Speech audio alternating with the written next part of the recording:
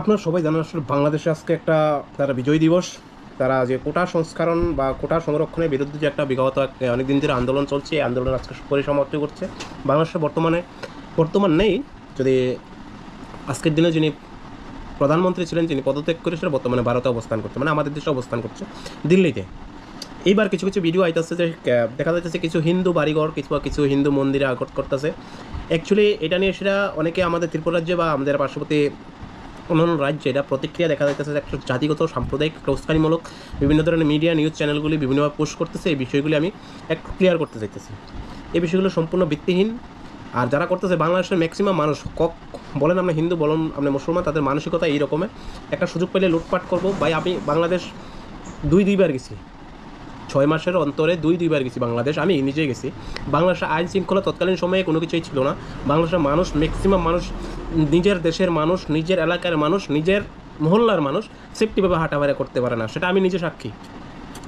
এবার তারা যখনই কোনো সুযোগ পায়, কোনো ধর্মীয় অস্ত্র ধরে, কোনো করে, তবে হ্যাঁ, সবাই তো ভালো, কিছু পার্সেন্ট খারাপ আছে। তবে বাংলাদেশ এমন একটা দেশ, আমার কাছে অনেক ভিডিও আছে, বাংলাদেশে অনেক ভিডিও আছে যে দিনের বেলা শহরে আপনি ওপেনলি এইভাবে মোবাইল হাতে লইয়া, এইভাবে মোবাইল কানে লইসে, ক্যামেরা লইয়া হাতে সে, আমার গোপুরু লইসে আপনি হাঁটা চলাফেরা করতে পারতেন না দিনের বেলা। এত একটা জালিম যে ঢাকা একটা দেশ, ঢাকা যে সিটি আছে, কক্সবাজার যে সিটি আছে, এরিয়া আছে, কক্সবাজার মোটামুটি সেফটি আছে, বাট ঢাকার যে সিটিটা, ঢাকা এত খারাপ। আমি নিজে গেছি, মনে করেন বিগত 6 মাসের ভিতরে আমি দুইবার গেছি ঢাকা সিটিতে, এটা আমার এক্সপিরিয়েন্স থেকে কইতাছি। এবার এটা অনেকে মনে করে হিন্দুদের ঘর বাড়ি ভাঙতেছে। ভাই, প্রত্যেক দেশে যখন কোনো এমন ধরনের কাজকর্ম হয়, সেখানে হিন্দু ধর্ম সকল অংশের মানুষ সেটাতে অংশগ্রহণ করে। আর বিগত আন্দোলনে মনে করেন মোর দেন 200 থেকে বেশি ছাত্রছাত্রী মারা গেছে। এই এই যে তাদের যে প্রটেস্ট চলতে যেতে প্রাণ হারায়, শহীদ হয়েছে তারা, তাদের যে কোটা আন্দোলনের, যে কোটা বিরোধী আন্দোলনের, এটাতে শহীদ হয়েছে।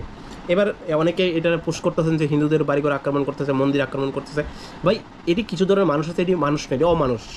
এটি করতেছে, এটি যখন সুযোগ পায়, এটি নিজের ধর্ম সময়, ইসলাম কখনোই ধরেন শেখায় না, ইসলাম কখনোই এই জিনিস শেখায় না। তবে কি মনে করেন যে বাংলাদেশের 17 কোটি মানুষের ভিতরে 17 কোটি মানুষ এমন করে না? যদি 17 কোটি মানুষ এমন করতে, তাহলে বাংলাদেশের অন্য জাতির তারা মানুষ থাকতে পারতো না।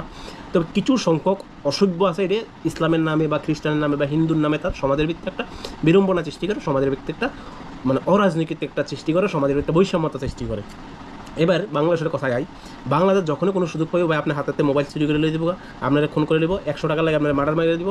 এই হচ্ছে বাংলাদেশ অবস্থা। এই দেখেন, একটা মেয়ে অন্তর আক্তার একটু আগে লাইভ করছে ওনার ফেসবুক পোস্ট থেকে।